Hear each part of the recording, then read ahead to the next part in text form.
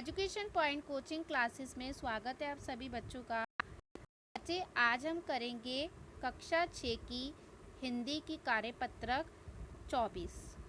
ये कार्यपत्रक 28 सितंबर 2021 की है, जो मैं आपके साथ कर रही हूँ। तो चलिए स्टार्ट करते हैं। प्यारे बच्चों, पिछले कार्यपत्रक में हमने लेखक प्रेमचंद द्वारा लिखी गई कहानी नादान दोस्त के बारे में पढ़ा। तो ये जो हमारा गद्यांश लिया गया है, अभी वो पिछले चैप्टर में से लिया गया है, नादान दोस्त में से, और इसके लेखक है प्रेमचंद। और जाना कि केशव और श्यामा के घर की कार्निस पर चिड़िया ने अंडे दिए हैं। ये हमने पहले भी पढ़ा था। उनके अंडों को देखकर दोनों उनकी देखभाल में जुट जाते हैं। दोनों बच्चे क्या करते हैं? उनके बच्चों की अंडों की देखभाल करते हैं। चलिए आगे देखते हैं कि दोनों बच्चे चिड़िया के लिए कैसे और क्या क्या काम करते हैं। तो अब हम गद्यांश को पढ़ना शुरू करेंगे।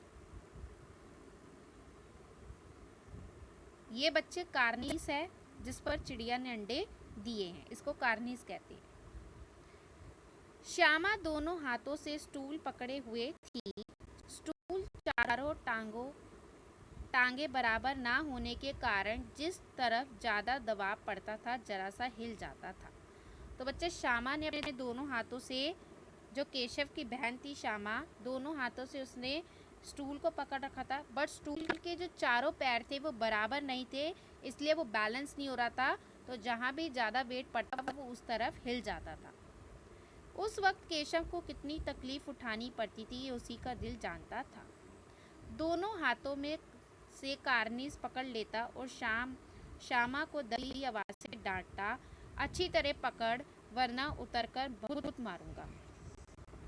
ठीक है, मगर बेचारी श्यामा का दिल तो ऊपर कार्निस पर था। बार बार उसका ध्यान उधर,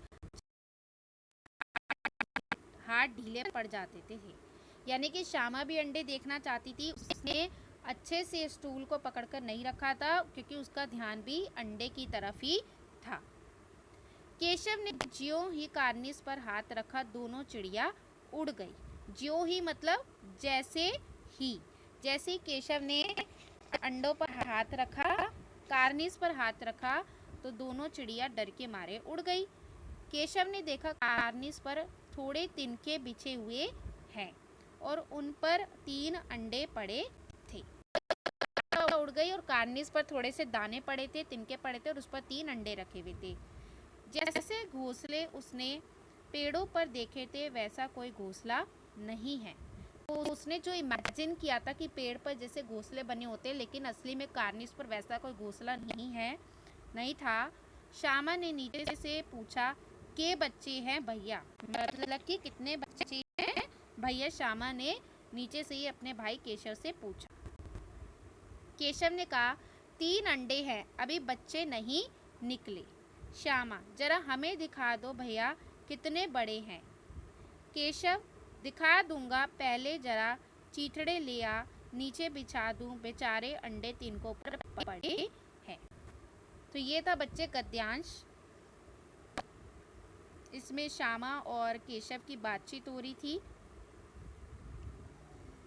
अब प्रश्न नंबर 1 है, श्यामा स्टूल क्यों हिल जाता था? क्योंकि उसकी चारों टांगे बराबर नहीं थी। तो हम लिख सकते हैं क्योंकि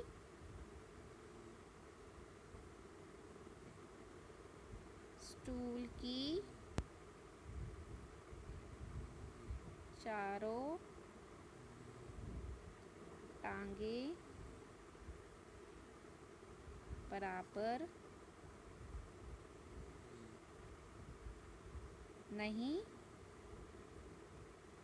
थी, इसलिए स्टूल बार बार हिल जाता था। अब क्या, अच्छी तरह पकड़ वरना उतरकर बहुत मारूंगा। किसने किससे कहा ये वाक्य? ये किसने किससे कहा था? केशव ने श्यामा से कहा था।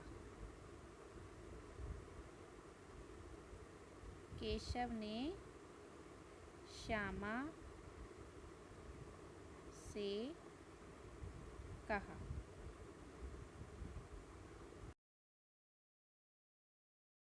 थी? कार्निस पर 2 चिड़िया थी जो उड़ गई थी। के बच्चे हैं भैया। में के का क्या अर्थ है? इसमें के का क्या अर्थ है? कितने, यानी कि कितने बच्चे हैं भैया। अब एक एक्टिविटी है, गतिविधि दे रखी है। गद्यांश में आए सभी संज्ञा शब्दों को छांटकर लिखिए। तो कौन कौन से शब्द है संज्ञा के? चिड़िया, अंडे, श्यामा,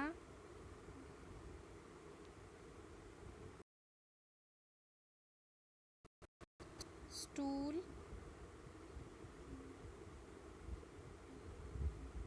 केशव। ठीक है, तो ये संज्ञा शब्द है जो कि इस गद्यांश में आए हैं। तो इस तरीके से बच्चे हमारी वर्कशीट यहाँ पे ख़त्म होती है। आज के लिए बस इतना ही। अगर